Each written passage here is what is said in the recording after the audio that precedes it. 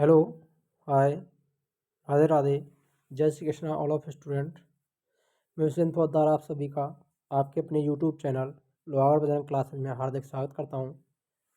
मेरे प्यारे विद्यार्थियों, आज के वीडियो में हम आपके लिए शुंग राजवंश को कवर कराने वाले हैं, जो कि ब्राह्मण कुल से संबंधित थे। यानी शुंग वंश किससे संबंधित था? ब्राह्मण वंश से संबंधित था। यानी ब्राह्मण जो भी शासक रहे, राजवंश रहा था, उनके अंतर्गत शुंग, कंडव जो वो ब्राह्मण वंशों के अंतर्गत आते हैं।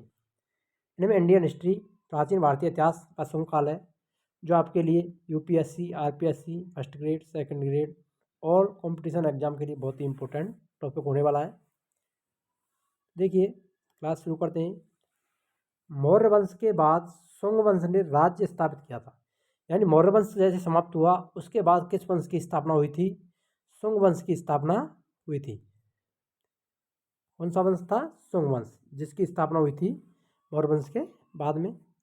अगर बात करें शुंग वंश की, तो इसके संस्थापक पुष्यमित्र शुंग थे, जो कि मौर्यों का सेनापति था। मौर्यों का सेनापति कौन था? पुष्यमित्र शुंग। पुष्यमित्र शुंग मौर्यों का सेनापति था। मौर्य वंश के अंतिम शासक भद्रथ, यानी मौर्य काल का जो अंतिम शासक था, उसका नाम क्या था? भद्रथ था। ये भी आपको ध्यान में रखना है, मोस्ट इंपोर्टेंट टॉपिक है ये भी। उसकी हत्या करके पुष्यमित्र शुंग ने शुंग राजवंश की स्थापना की थी। यानी पुष्यमित्र शुंग राजा बना था। किसको हराया था इसने? किसकी हत्या की थी? मौर्य वंश के अंतिम शासक भद्रथ की। अगर बात करें तो पुष्यमित्र शुंग यानी शुंग किसके सेनापति थे? पहले मौर्यों के सेनापति थे। शुंग वंश का संस्थापक पुष्यमित्र शुंग 184 ईसा पूर्व में शासक बनाता है। मौर्य वंश की समाप्ति हुई।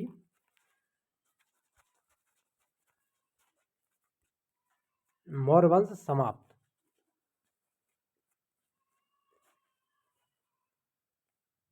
मौर्य वंश समाप्त हुआ था यहाँ पर 184 ईसा पूर्व में, और शुंग वंश की स्थापना हुई थी। पुष्यमित्र शुंग ने ब्राह्मण धर्म का उपासक एवं संरक्षक था। अगर बात करें, पुष्यमित्र शुंग किसका धर्म का अनुयायी था? ब्राह्मण धर्म का उपासक था एवं उसका संरक्षक था।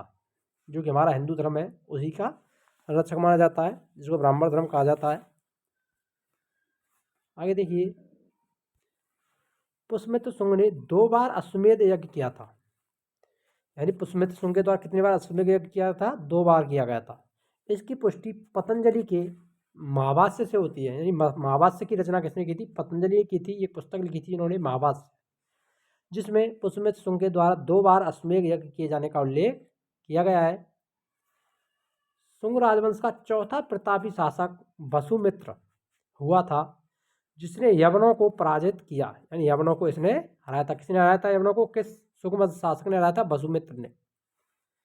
शुंग शासकों की राजधानी की बात करें तो शुंग शासकों की राजधानी विदिशा थी।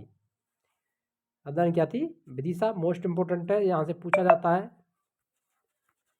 मोस्ट है ये।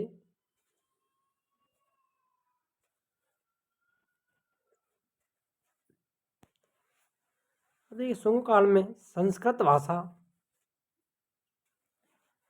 एवं ब्राह्मण व्यवस्था का पुनरुत्थान हुआ था। यानी संस्कृत भाषा का उत्थान हुआ और ब्राह्मण व्यवस्था का उत्थान हुआ था। किस काल में? शुंग काल में। शुंग काल में ही पहला स्मृति ग्रंथ मनु स्मृति, कौन सा स्मृति ग्रंथ है? पहला मनु स्मृति की रचना की गई थी। किस काल में हुई थी मनु स्मृति की रचना? शुंग काल में हुई थी। मोस्ट इंपोर्टेंट है ये, यहाँ से पूछा भी जाता है कि मनु स्मृति की रचना कब हुई थी? शुंग काल में हुई थी, जो कि पहला स्मृति ग्रंथ है।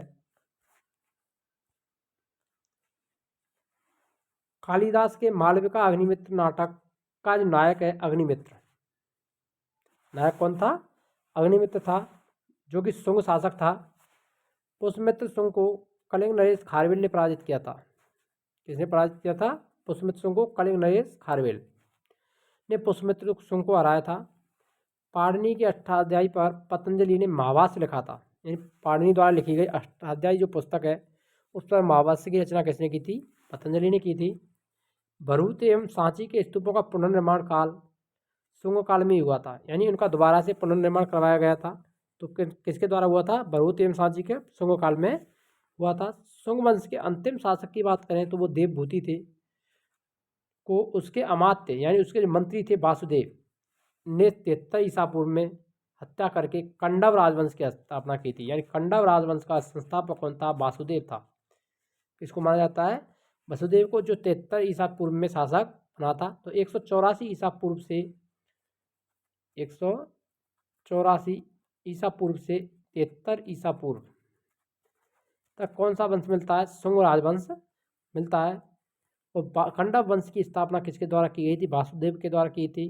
कंडव वंश को अगले वीडियो में कराएंगे आपके लिए। अगर वीडियो अच्छी लगी हो तो वीडियो को लाइक करें, शेयर करें और कमेंट करें कि आपको वीडियो कैसी लगी। यदि आप हमारे चैनल पर नए हैं तो हमारे चैनल को सब्सक्राइब अवश्य करें और प्ले लिस्ट में जाकर के हिस्ट्री की आपने पहली क्लास नहीं देखी है तो वहाँ पर जा कर के देख सकते हैं। मिलते हैं नेक्स्ट वीडियो में, तब तक के लिए जय हिंद, राधे राधे।